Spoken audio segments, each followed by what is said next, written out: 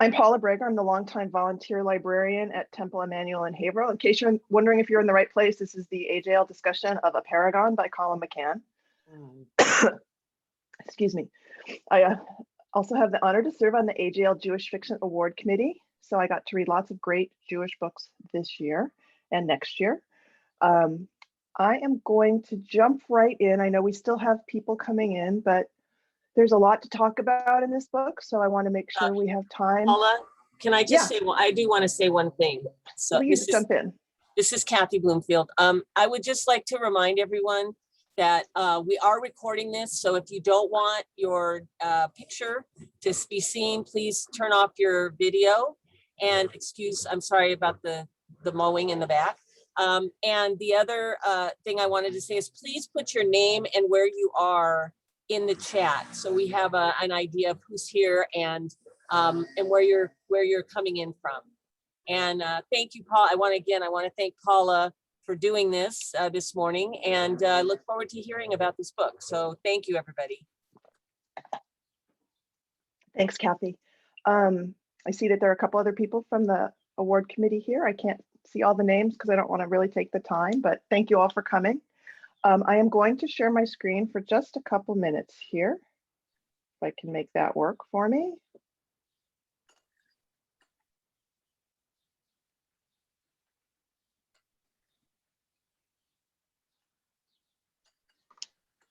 Everybody seeing that, I hope? Excellent, thank you. Whether you've read the book or not, welcome. If you're coming here today to figure out whether you should read the book, welcome. This is a book that doesn't really have spoilers in the traditional sense, but I feel like I always have to give a spoiler warning. So in case there are any surprises for anyone as we discuss the book along the way, so consider yourselves warned. Again, just jump in if I don't see you, especially while I'm in slideshow mode. I only get 5 of you at a time, so it'll get better when I close the slideshow. Apeirogon is the 7th novel by Colin McCann. He was also published 3 books of short stories, 2 books of essays. McCann was born and raised in Ireland, currently lives in New York City. His novel, Let the Great World Spin, won the National Book Award in 2009.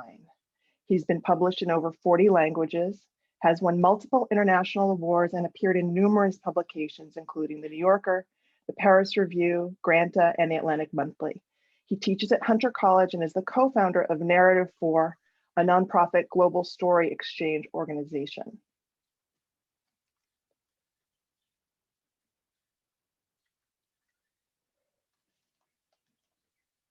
Apeirogon, which was selected as one of our 2 honor books by the AJL Fiction Award Committee, along with Nicole Krause's story collection, To Be a Man, also won the new National Jewish Book Award for Fiction. It was shortlisted for the Wingate Literary Prize, longlisted for the Booker Prize. It has been translated into more than 30 languages, including Arabic, but last I heard, not Hebrew. It's been optioned by Steven Spielberg's production company. I don't know where that stands right now. An option doesn't necessarily mean anything, but you know, it could. For those who haven't had a chance to read the book yet, I'm going to give you a really short summary. Apeirogon has as its center and takes as its inspiration the true stories of Rami El-Hanan, an Israeli, Bassam Aramin, a Palestinian, and their daughters. In 1997, when she was just shy of 14 years old, while shopping for school books on Ben Yehuda Street in Jerusalem, Rami's daughter Smadar was killed by suicide bombers. In 2007, Bassam's 10-year-old daughter Abir, who had just bought some candy during a school recess, was shot in the back of the head with a rubber bullet by an Israeli soldier. Bassam and Rami, who already knew each other, began traveling together and telling the stories of their daughters' lives and deaths to audiences all around the world. Colin McCann first heard them speak on a visit to the Middle East in 2015, and that encounter ultimately led to this book. And again, for those who haven't had a chance to look at it, the book is composed of 1,001 short sections. McCann calls them cantos, which count up from 1 to 500 and back down from 500 to 1. Canto 1001 which is written in the form of a fable, is in the middle. The cantos vary in length from a few pages to a single sentence, sometimes even just a photograph or a drawing. The longest are those that make up the center of the book, the two cantos that are numbered 500, and those are extended narratives of Bassam and Rami that McCann drew from multiple interviews with them and from some of their public speeches. Though the book traces a single day in the life of Rami and Bassam as they travel to and from a speaking engagement at a monastery in Beit Jala, the book moves back and forth in time and place and contains fictional and non-fictional elements, anecdotes, information, sometimes just lists on a multitude of subjects, including things as varied as birds, bird migration, war and weaponry, math, historical figures, art, music, water, religion. I'm going to unshare my screen now. There have been, McCann's, as I mentioned, a really well-known author. There was lots of pre-publication press, a lot of reviews of this before it came out, and since. It has received substantial but not universal acclaim. It received starred reviews from Publishers Weekly, Kirkus Reviews, Booklist, and Library Journal. It has been called by Julie Oranger, writing for the New York Times, an empathy engine and an agent of change. Nathan Englander called it an extraordinary act of listening. Publishers Weekly said it was a transformative vision of a historic conflict and a triumph of the novelist's art. On the other hand, Johanna Thomas Core in the New Statesman said that the book strains too hard for connections and patterns which distract and detract from the story's emotional core. Dwight Garner, also in the New York Times, called it a table littered with ingredients. And in a scathing review, Talia Zaks at the foreword wrote, McCann exploits his form as he exploits his subject, treating its vastness as a substitute for many of the things a reader might wish for: character development, emotional nuance, and real thoughtfulness. Which is, yeah, that's pretty strong. It was the strongest of any of the reviews I found. Were folks familiar with the story of Rami and Bassam or Aaron Smadar before they read the book? If not, did they know the book was based on a true story before they read it? And did this affect how you all approached the book? I didn't know anything about it before I got into it.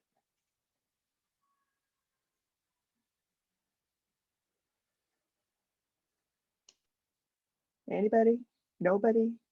Feel free to unmute yourselves and jump in because I cannot see all the screens. Hi, Paula? Yeah. So this is Chaim. Hi, Chaim. Hi. So actually, I did not read the book yet. My wife has, and she liked it. And I thought I'm here to actually learn more about the book. So I'm very curious. So great.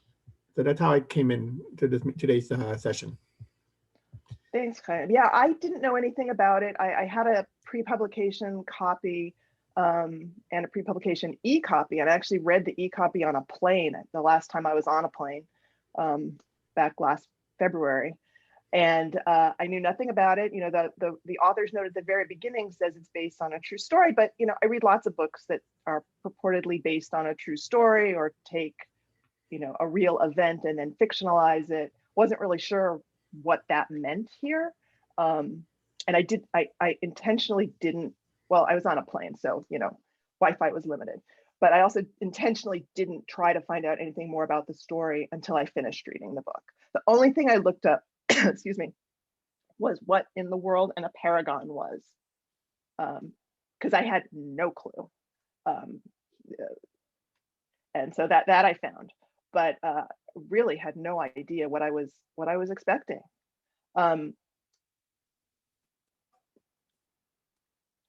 The title of the book, obviously, Lynn, a shape with a countably infinite number of sides. How does that reflect both the book itself and the conflict in Israel and Palestine? Why did he pick that for his title? Paula? Yeah. Hi, Cheryl. Hello. Good to see you.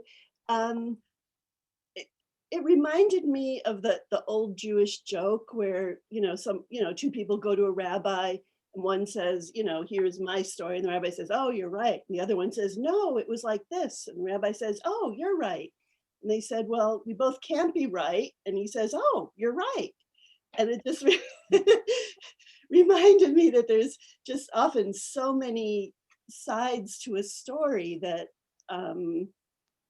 you know, and a lot of them aren't clear and discreet, and yeah, that was pretty much it. Yeah, I would agree with that. Yeah, Lynn. Oh, you're on mute. Thanks. I'm still not hearing you, Lynn. Let's see. Then you're muted. Okay, Oh, can you hear there you me? Yes, thanks. Let me go back to the last question. The last Sure. question, when I found out that it was really true, it made it even more horrifying to me, because if it were fiction, then this is part of someone's imagination, an embellishment. But the fact that it was based on truth, and this actually did happen, because I wasn't aware of a lot of things going on in Israel. This made it really, truly horrifying to me, especially the parts of the checkpoints. The multiple sides, you know, we don't get, it's still from the point of view of the author. So even though it might be multiple sides we're getting, it's still the viewpoint of the author. So it really puts the burden on the reader to judge for herself or himself the feelings that you have after you finish the book. So I think his attempt to give both sides is admirable, but the burden is on us to judge what we feel is objective and what we feel is subjective. That plays into a question that I had when I was thinking about the question of the different sides and things like that, which or the fact that it was based on a real story of things that happened to real people, is that did that limit him? I mean, we say that it's his side, but it's also the side that Rami and Bassam have been so often and eloquently speaking toward. How much are we seeing of the author's side versus him just telling us? He couldn't have really taken a different position, I don't think, without being true to the story of Rami and Bassam. So did this limit him as a writer as he went into it? I can't answer that, obviously, but it was a question that came to me. I don't know if anyone else had that same. Kathy. So, you know, I'm thinking that the title of the book is so appropriate, because what I felt after I read it was, well, if I stand over here, I see it this way. If I stand over here, I see it this way. And the fact that, you know, 1,000 or an infinite number of sides seemed extremely appropriate to this particular situation, which no one seems to be able to find a solution to, because there are so many sides. And I felt like the story, at first I was very intimidated by the book, because I'm thinking 1,000 chapters, how am I going to get through this thing, you know? But the fact that he interspersed different pieces of information and different, like, again, different sides of the story, you know, it just, I guess in some ways I was left very confused. Like, I don't know what to know or what to believe or where to go with this. But it certainly opened my mind to the complexities of the problem. I guess that's, and so from that perspective, the title seems so highly appropriate, because it is so complex. There's no, like, where do you stand to see the part that you want to be, right? And it's impossible. So that was where I came away. Yeah, it is impossible. And I think that he says in the book that as more sides are included, and Apeirogon approaches the shape of a circle, which one would hope, you know, is usually used as a symbol of wholeness and unity. And so the more different approaches we take, the more angles that we use to approach the book, maybe we can get to that point.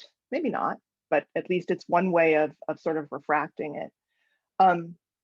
He said in a few, we actually had Colin McCann at our author series this past summer at my synagogue. And he gave a great talk, so we were able to ask him a few questions. But one of the things he did say, sort of anecdotally, was how happy he was with his publisher for agreeing to let him use Apeirogon as the title, because nobody knew what it was. He said he came across it, some years ago doing research for another project, and he just thought, what a great word. He kind of kept it in the back of his mind, and this was the book that it seemed to fit with. But he was kind of surprised that his publishers actually let him get away with it, because it's just so complex. It's interesting too, of course, the title, Colin McCann's sort of homage to the 1001 Nights or Arabian Nights, however people are used to referring to it, is so clear. He is not shy about that. He does kind of hit you over the head with it in a bunch of different ways, starting with the fact that it's 1001 chapters. He said at one point he was trying to figure out how to put the book together, and it was, he thought maybe 100 parts. It needed to be multifaceted. And then he thought, well, no, maybe that's not enough. Maybe 365, that's a nice number that we can all get behind. And then he said, as he thought about it more, he realized that Rami and Bassam and what they were doing was exactly the same as Scheherazade. When Scheherazade told 1001 stories over the 1001 Nights, she was trying to save her life. And by Rami and Bassam continuously telling the story of their daughters, they were keeping them alive. He said, and when that realization hit him, that's when he knew it had to be 1001 stories. And then, of course, there's all sorts of other references to 1001 Nights throughout the book. Stories of Sir Richard Francis Burton, who translated it. Lots of references to Borges, the Argentine essayist, fiction writer, man of letters, however you want to describe him. He himself is perhaps an Apeirogon, but he's also written quite a bit on 1001 Nights.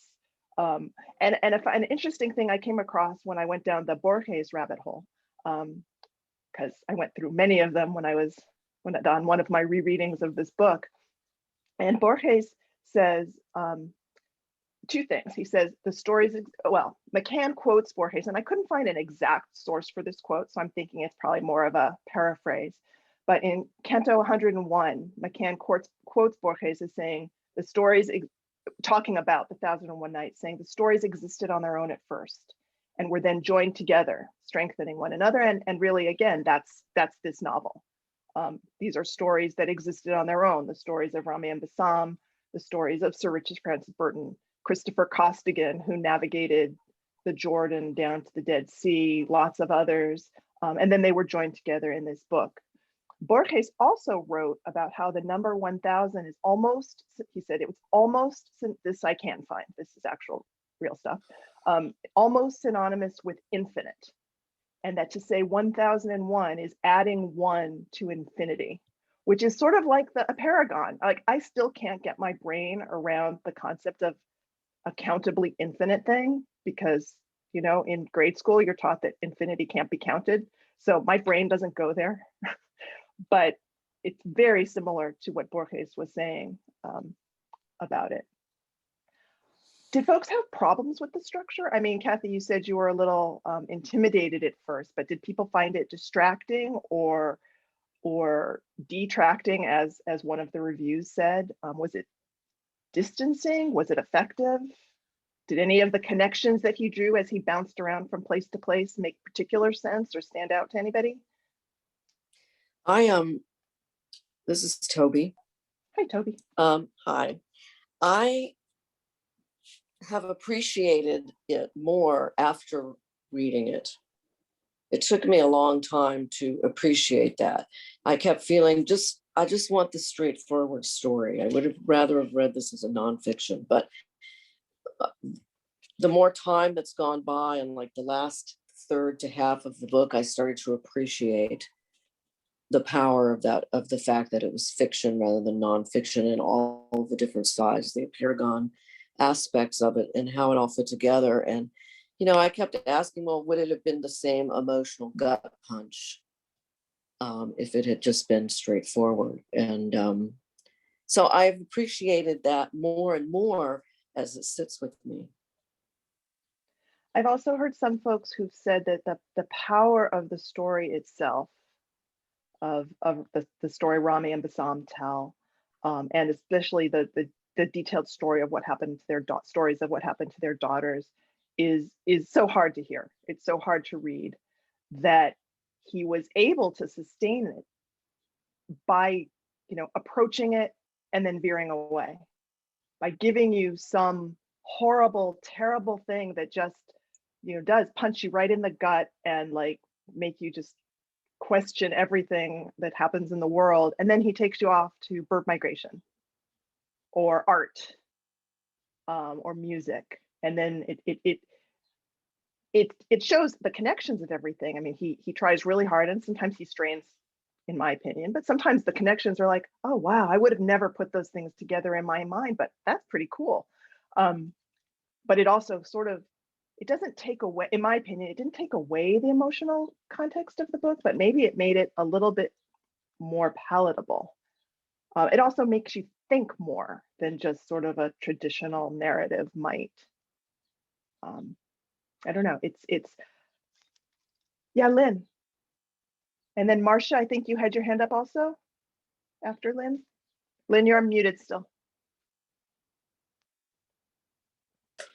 I think some of these, and I agree, I was thinking the same thing, that it's almost like comic relief, but it's not comic. I mean, he goes off into serious topics, but I think some of them are in the natural world, and contrast that in the natural world, the world of nature versus human beings, and the kind of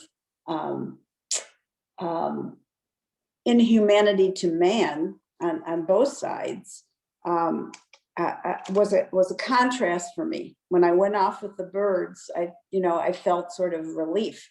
And then coming back to this story of violence, I think it made the violence actually worse after he went off on his, I call them tangents, but some of them were directly related, I thought, and some it was a puzzle.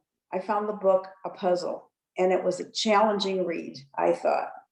It was, and I've seen it described in various ways. Puzzle is one of them, jigsaw puzzle, a mosaic, collage, patchwork.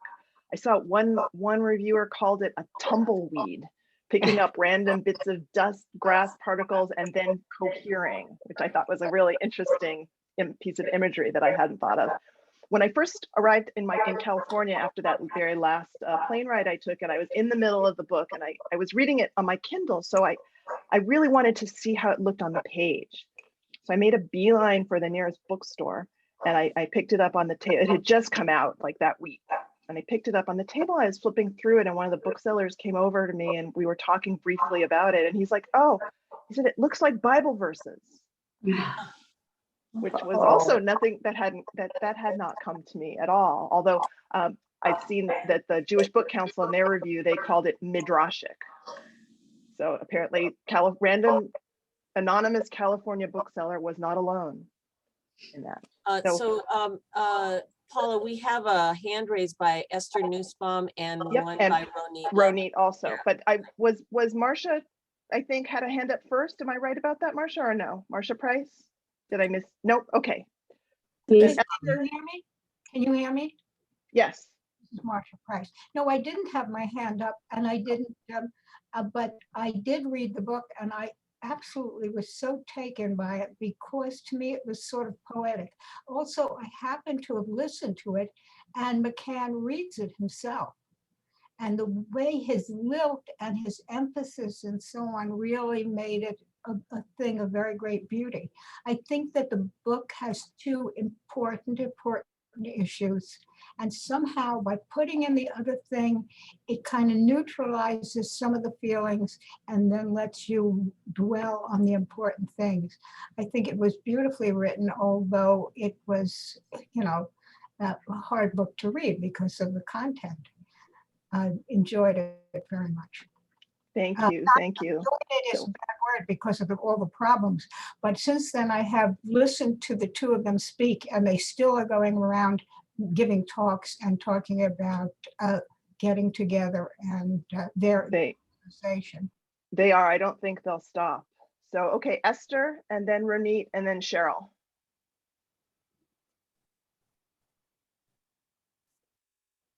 Esther, are you still there?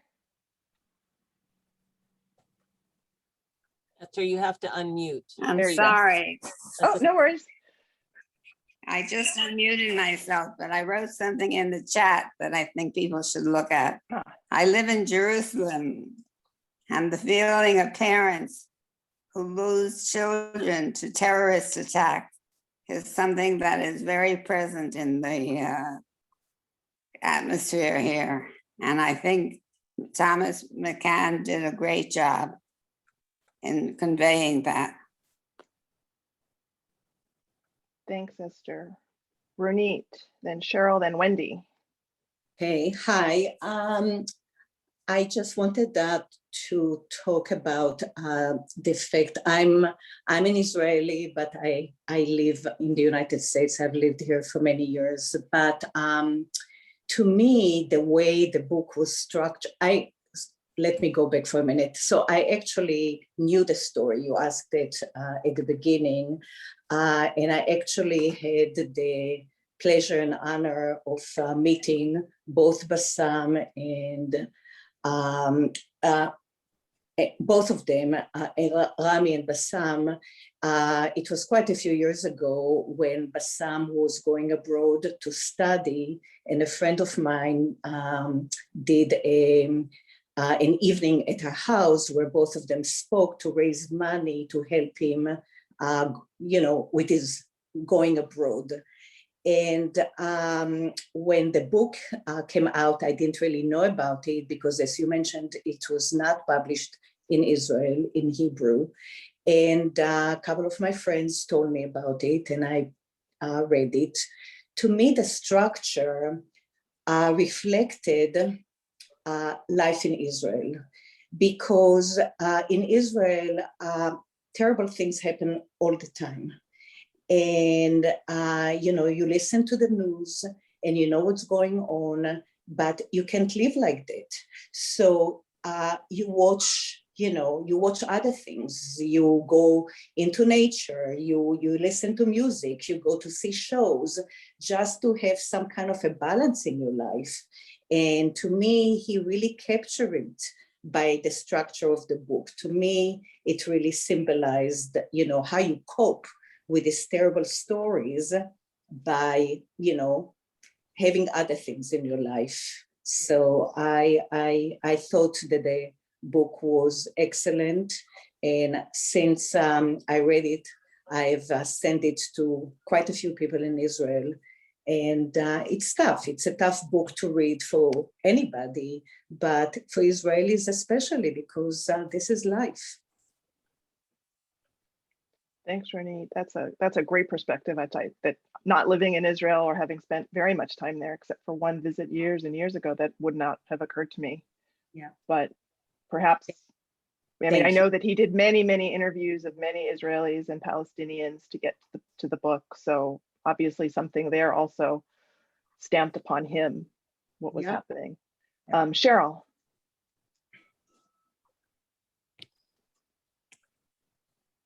Well, you mentioned the birds, and I wanted to kind of comment on that. At first, I thought it was sort of frivolous. I couldn't understand this tangent.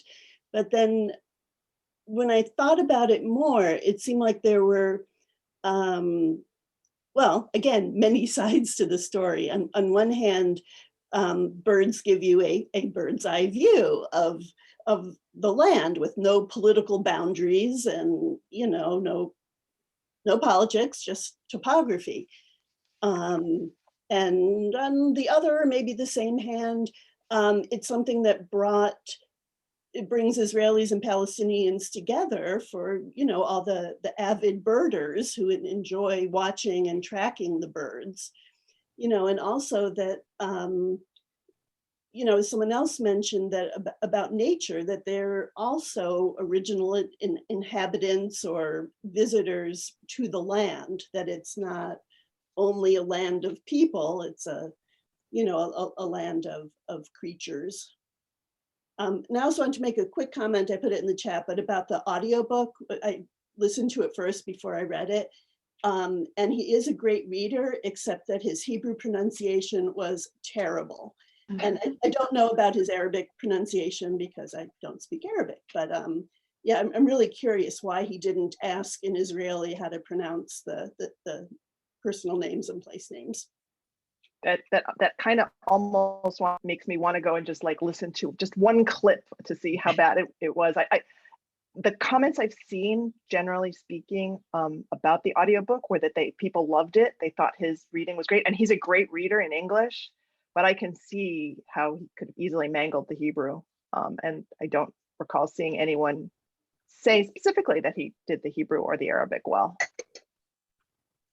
So Wendy, I think you're up next. Did you say Wendy? Wendy Faneroff? Yes. Wendy Hello? Faneroff. I wasn't sure that I heard my name. Hi. Oh, yep, sorry, hi.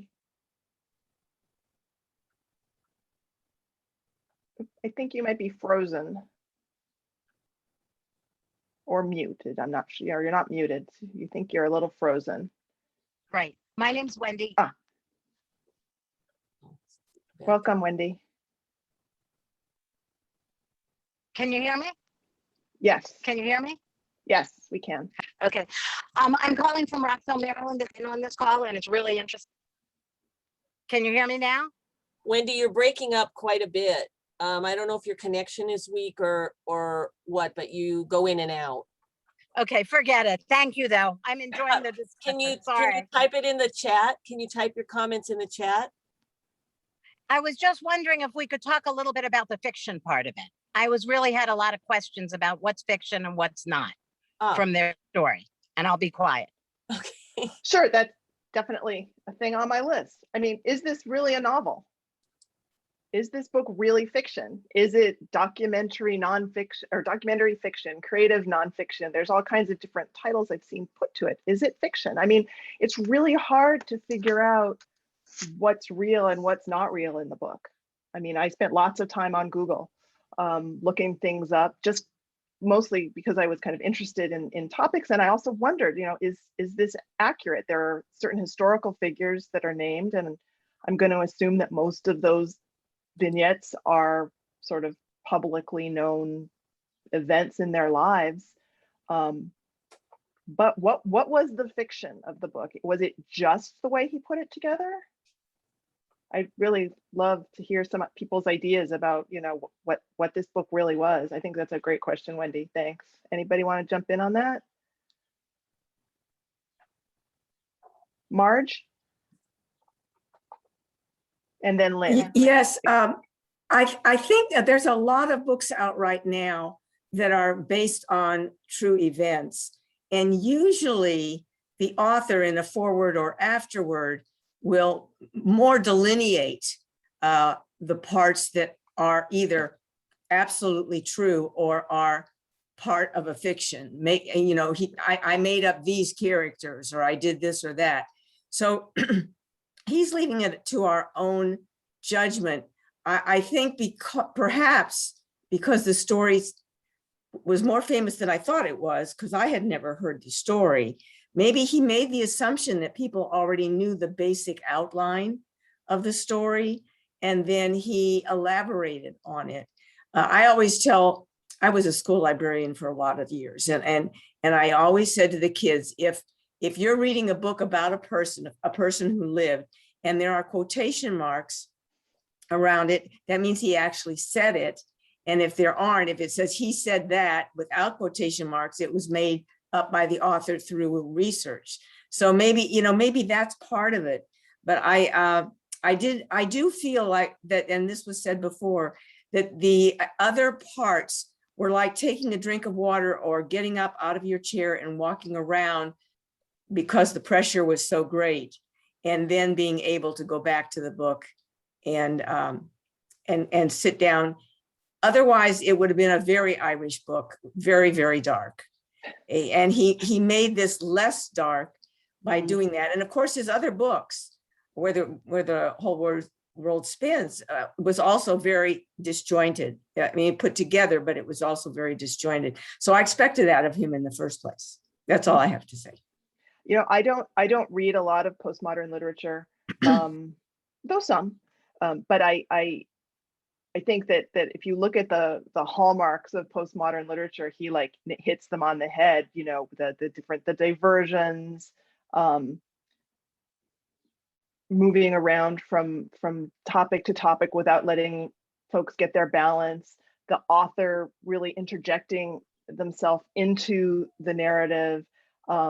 He hits all of those. And so from a sort of question of, is this fiction? I don't know. It's clearly postmodern literature of some sort. Lynn, I think you wanted to jump back in on that, and then Toby. Yeah, it had elements of memoir in it, sort of, where you can take liberties on what you remember as truth and what you add to the emotional element of a story. In a memoir, you're trying to highlight the emotions surrounding an event. So to me, part of it was memoir, but I think he cobbled together different elements of different types of writing. Certainly there wasn't a definite plot structure, except when he goes back in time and then forward in time. So I think it was a creative attempt to tell a story in a new and different way, but to capture his emotional feelings on both sides. You certainly got both fathers' feelings in that book as he remembers it. And of course, if you're going to narrate something as you remember it, you're not going to get absolute one-for-one factual rendering of the incidents. Right. And I think, you know, the two sections 500 in the middle of the book, which are really Rami's and Bassam's stories as they relate them to the crowds that they speak to, you know, that's his starting point, which is itself memoir. But then you have all the little sections where he's sort of imagining what Rami, say, was going through when he heard about the bombing in Jerusalem and was trying to, you know, account for all of his family members. And then as he was and his wife were searching, certainly, you know, that came again from interviews he had done, but he was putting his own emotional gloss on that as well. And for both on both instances, I think. And I guess the other question is, and then Toby, does it matter what we call it? I don't know that it really does. Go ahead. Only. Oh. I'm sorry. I think only if you have certain expectations, it matters. Otherwise, it doesn't. So I read in a Goodreads review, I think that's where I found it, that I really loved this, that the author doesn't compose or invent the stories. He merely bears witness to them and creates a new kind of literature. And this person compared it to, similar to the way John Cage created a new kind of music of silence made up of ambient sounds. And I thought that was so interesting. And that really worked for me, that image of thinking of it as it was like a composition. And also in the author's note, McCann does thank Bassam and Rami for allowing him to shape their words. So the transcript is in the middle, but then the rest of it is more, he's exercising a little bit more creative license, but I felt like, yeah, the format was what made it a fiction. Yeah, I would agree with that myself. But so there've been a couple of comments in the chat that take me to another question that I wanted to explore with all of you. which is the question of own voices. Colin McCann is neither Israeli nor Palestinian. He's not Muslim. He's not Jewish. He doesn't live in the area. We are living in an era where own voices are important.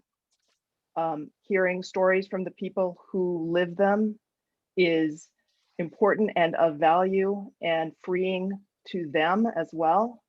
What gives him the right to write this novel? Anybody? Yeah. Oh. Rachel, was that you? Yeah, so this is something that I really struggle with because I think I've always felt that an author, whether they're writing about, something personal or not, you have to earn the right to tell a story. And can you earn the right, how could Colin McCann earn the right to tell this story? Well, if he has permission from the subjects, which I assume he did, and he did his homework, like he really did research it and spent a lot of time. And, I think he did, earn the right to tell this story. But then on the other hand, he can't be, if Israelis or Palestinians criticize him and don't accept it the way that he told their story, then he can't be upset about that. I feel like, that's how I feel. And then, but, I've always felt that there's so many times with this own voices movement, okay, you can't, it seems to focus on like the African-American experience and the Hispanic, all these other people, but we as Jews never get upset when other people tell our stories. And, I think it's more obvious with like some of the Holocaust fiction that's coming out, that where I don't feel the author earns the right to tell the story. They don't do their research. They don't do it authentically and accurately. So I don't know. I'm constantly torn by, should we care who the author is or should we not care who the author is? I would agree with you a lot about that is, I only get cranky when they tell Jewish stories badly, when they get it all wrong. That's when I get cranky. Otherwise, I don't mind. I really don't. But again, I get even more crankier when Jews tell the story wrong. Like, I think that happens a lot too. That when it's like, well, it's a Jewish author, so we don't have to fact check them, and then they get everything wrong. I mean, that's almost sometimes more upsetting. But I would be curious. I'll put it, just to throw it out there. There's another book. I don't know if anyone else had a chance to read it, called City of a Thousand Gates by Rebecca Sachs. And I think it's very similar to Apeirogon, but more accessible. And it was also being touted as a book that showed all sides and gave a balanced perspective. And I'm not sure I agreed with all those assessments, but if you're looking for a read-alike for Apeirogon, and she's Canadian American, she did live in Israel and she does have Israeli citizenship. So she's different from Colin in that way, but she is an outsider writing this story. I actually did read that also, and I found it harder to read than Apeirogon. Oh, interesting. Okay. Yeah, but we can talk about that one another time. Cheryl. You know what? I was so busy listening to Rachel. Own voices. So, right, I'm absolutely not going to say that this is his story, but I guess he's lived in a parallel story of the conflicts in Northern Ireland. And I think one of his, he has a project of bringing together Catholics and Protestants and having them share their stories. So that's, kind of his background is using story as a way of bridging gaps between different people in conflict. So this conflict isn't his story, but the idea of living in conflict is. Mm-hmm. I'm here with my mom, actually. Did you want to say something? No. Oh, okay. I thought you had a comment. Very interesting. Thanks. Yeah, I also thought that, though he is an outsider, his status as an Irishman who grew up during the Troubles and who had, I think, family on both sides of the conflict. in Northern Ireland gave him a certain, level of not authenticity, because again, it's not his authentic story to tell, but it gave him a perspective that certainly I wouldn't have, as someone who's lived through a conflict that was thought to be unsolvable, that there would never be peace. And it's a little shaky right now, I think, but Yeah. they did get there. And I guess his hope is that this can happen in the Middle East as well.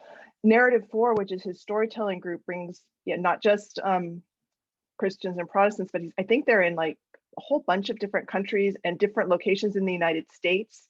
He's bringing kids from cities together with rural kids to talk. And my understanding of the Narrative 4 model, which the clergy in my synagogue has actually adopted and taken some training in, which is that you listen to the other person's story and then you tell it, but you tell it in the first person. So you really step into that person's shoes. And that's really, I mean, the whole book talks about storytelling and in its power. I mean, from the title and its reference to 1001 Nights, all the way through the very end where he asks you to donate to Narrative 4. It's all about the power of story. Lynn. I have a question for everyone. Did you think this was an objective rendering of events? I mean, I definitely came away feeling that he had sympathy more for one side than the other. So the question is, did he, as an outsider, tell an objective presentation? I've heard that this has offended, I'm not going to say which group, but this has offended one of the groups as being a biased rendering of events. But did anybody else come away feeling that this was not objective, that there was a slant here? Well, one of the interesting things that I found when I was doing some research, and then I see Cheryl and Toby both have hands up, was that he's been criticized by people on both sides. Yeah. Susan Abu Hawa, writing in Al Jazeera, criticized him because he equated the two groups who live in a very different power structure world by equating what happened to Israelis with what's happening to Palestinians. Her opinion was he's definitely taking the side of the oppressor.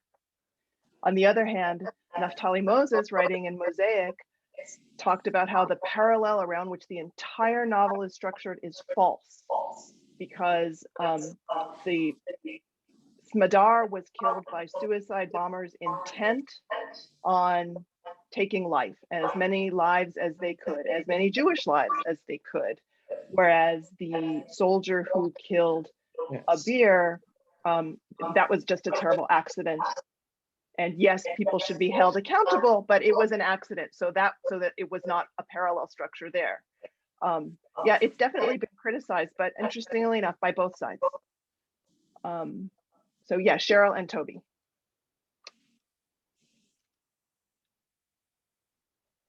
What struck me was that, well, in so many ways, they were showing their lives are parallel, and then there's a giant veer off. So both their daughters were injured. Smadar was immediately loaded onto an ambulance and, had access to help. And Abir, was taken to, I don't want to call it hospital, sounds like some sort of really subpar medical center. They decided to take her to Hadassah. And Hadassah is, well known for treating anyone and everyone, but you don't hear about how hard it is to get there, that it took hours of just sitting and waiting at checkpoints. So I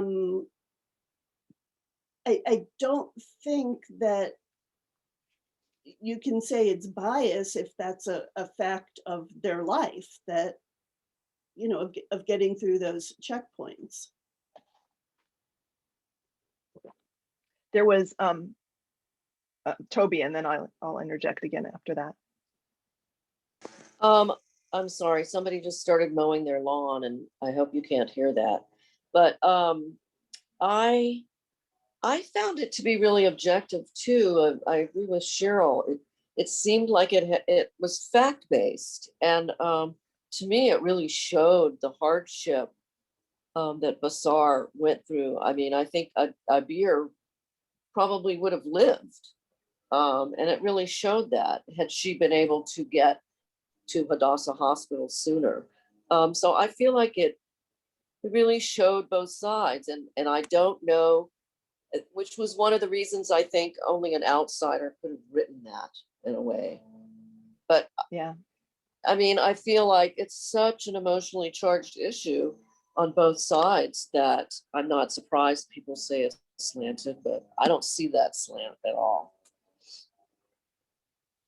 You know, I found many aspects of it just horrifying in areas that I didn't know about, like that you kind of hear about, but then you don't see it in such detail. I mean, that was part of the beauty of the novel. It takes you right down into what's happening so closely. And then, of course, there were the parallels to certain things in the United States. I was really taken by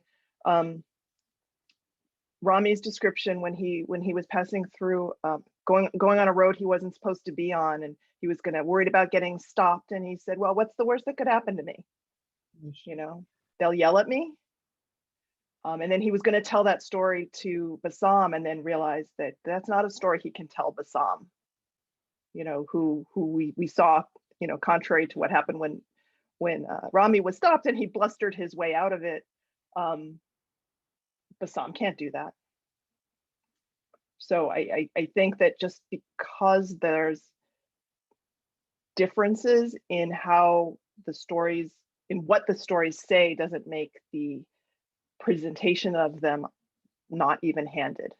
I mean, again, it's coming from the perspective of Rami and Bassam, who are opposed to the occupation, and that's their guiding principle. And he kind of had to start there. He couldn't have written a book that said, "There's nothing wrong with that." That would have really been appropriation in the worst sense of cultural appropriation. We're running out of time, but I had one other question that I did want to sort of get to. Speaking of you know, whose voices are told, is even some of the reviews that have loved this book. Julie Oranger's was one of the most favorable, but even some of the reviews who've loved it have noted the lack of women's voices in the story. Abir and Smidar, we get a little picture of them. Obviously, they have no voice.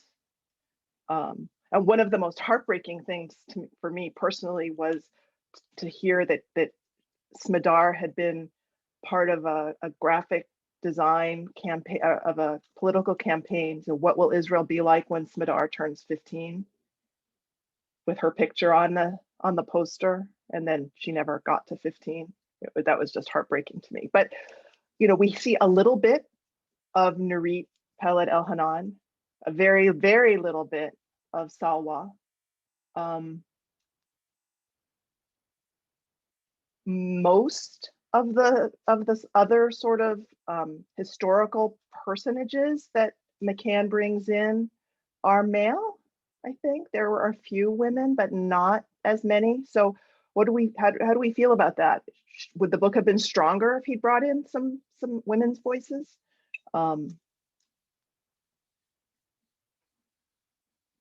Yeah, Toby, I think you were trying to say something, no? Well, I did, when I was reading it, feel like it was a very male book in the first place, because it was so brutal. It was so, it felt very male. And yeah, I think it would have brought a whole nother dimension. I really enjoyed reading the section about Bassam's, when we read about Bassam's wife and Rami's wife. You know, there were little bits about each one. I wanted to know more. It could have been a whole nother book from the wife's perspectives. But ultimately, Bassam and Rami were the ones who were going around talking, who were the ones active in parents' circle and combatants for peace. So I guess that's the story that he wanted to tell. Yeah, one of the things that I was thinking about too was I would have liked to have seen more perhaps women artists or musicians brought into the mix. But and Cantervera, you're up next. I don't think he could have really gone into the mother's perspectives much more, especially because of Salwa. She wanted, her silence was self-imposed. She said that she wanted only to pursue the ordinary. I think that if he had kind of run with her story, again, that would have been very appropriative. And of course, again, if you're talking about any form of balance, I don't think he could have really gone further with Nurit's story and then left Salwa's story just where it was. But I would have been really bothered if he had tried to project more onto Nurit than she was willing to say. But I do think that maybe in some of his, he brought in so much information about so many things. Certainly he could have found some more women's voices to include. Cantervera, hi. Hi. No, that was exactly where I was going, was this question of access to voices and how that balance might have worked, with Salwa being not excited, I think, to talk more with him. I don't know also if a component of that is the gender dynamic, that it was less comfortable for her to have protracted discussions with him about it, both emotionally and culturally, and that then to, yes, go and run with just Nurit's side of it would lopside the book in a really difficult way. But yeah. Thank you. Anybody else want to jump in on that? Or since we have like 2 minutes left, have any other things that they want to bring up that we haven't gotten to? And because there's so much, I really actually highly recommend rereadings. I've read this book now 3 times and I learned so much every single time. I've read it electronically and on the page. There's just so much to it. Yeah, Cheryl. I actually want to give a little plug. Hebrew Union College has a book club that they started, and they will have a program in a couple weeks with McCann and the two fathers. So if anyone is interested in hearing more about them, and I put the link in the chat, but it's hec.edu/CCBC, College Commons Book Club. And for anyone who's not able to see that, there's lots of videos out there of Rami and Bassam, and also a number of them of the 3 together talking about both Rami's and Bassam's stories, but also the book and the 3 of them together. Kathy. Hi, well, since we're plugging, of course, I have to plug membership in the Association of Jewish Libraries. So if you've enjoyed this program today, we do this, almost once a month. We do an AJL Presents, which is open to anybody. But we also, throughout the year, have been doing a series of roundtable discussions, which have been really wonderful networking opportunities for our AJL librarians. And those are members only. And I guess, there's been at least one upside of this horrible pandemic experience, which is that I feel more connected to the AJL librarians than I've ever felt, because we see each other quite often, either on forums like this or at these roundtables. So I'm putting in the link. We have a new website, a few bugs, but mostly thanks to Cheryl, a beautiful, wonderful, very accessible website. And we welcome you to join us and be part of this group, because it's a very, as you can see, a very lively and engaging group of people. So I'm putting that in the chat right now, and we encourage you to join us. Thanks, Kathy. And I just saw a note that Arlene at one point had her hand up and I did not see that. So there you are. Sorry. When I read a book, normally I do some research and so forth, but this one I'm rushing to get through, and I really didn't look up very much. And I was just very curious. I know a little bit about his background, the author's background, but I was just curious why he selected this particular, complex conflict to write about. I mean, was there some impetus for him getting involved with the two fathers and the 2 incidents of the children? He was on a tour of the Middle East with his nonprofit Narrative 4 and another nonprofit, the name of which is eluding me right now. And they went, all over. And he says that their last night in the Middle East, they went to hear Rami and Bassam speak. And he was sort of, he says he was sort of priding himself on all the hard things they'd seen, but he'd been able to get through it. And then he describes being in a room with Rami and Bassam and hearing their stories and just sobbing. And the woman who co-founded Narrative 4 with him has said that she was in the room at the time, and she said that she watched the kernel of a novel form in his mind at that time, even if he was unaware of it. But he became very close to Rami and Bassam, went back many times to talk to them and research it. But it took him a while. I mean, it was 5 years after that first encounter that Apeirogon came out. Oh, okay. Yeah, I know, because I have Israeli citizenship, and I lived in Israel for about 13 years. So, and I lived in Jerusalem, so I know I could identify with a lot of things in there. I just thought that I've only read half, but it seems to me that he really he touched a lot of nerves, and there is an authenticity in this, even though in the acknowledgments I read after that he does say that this is imagination and memory, and many times they conflict with each other. So, that's very real.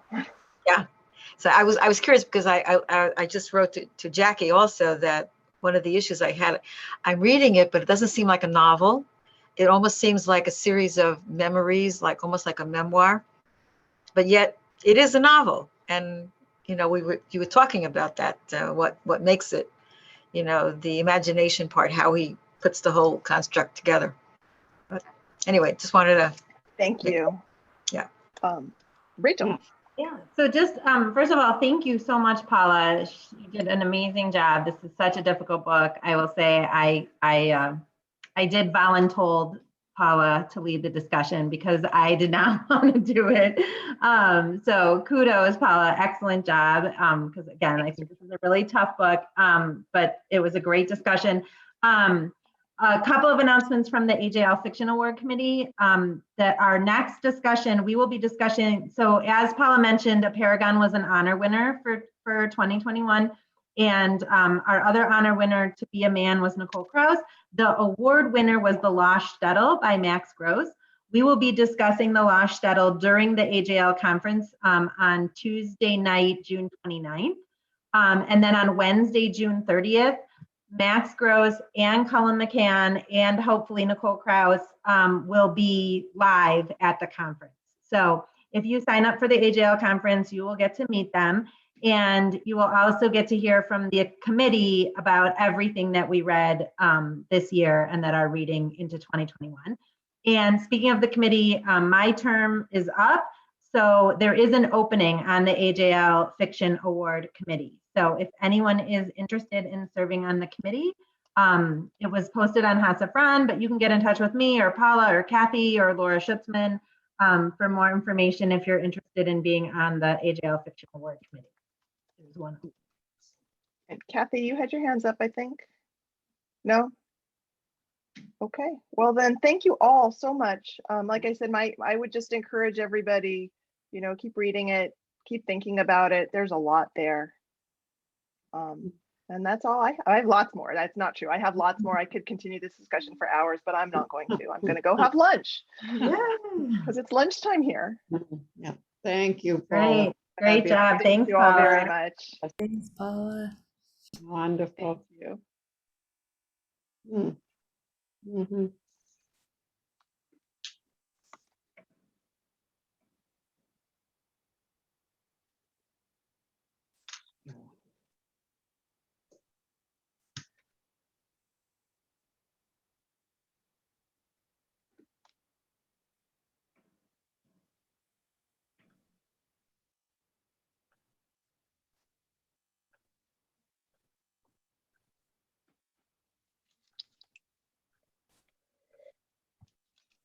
Sean, did you figure out how to get the attendance list?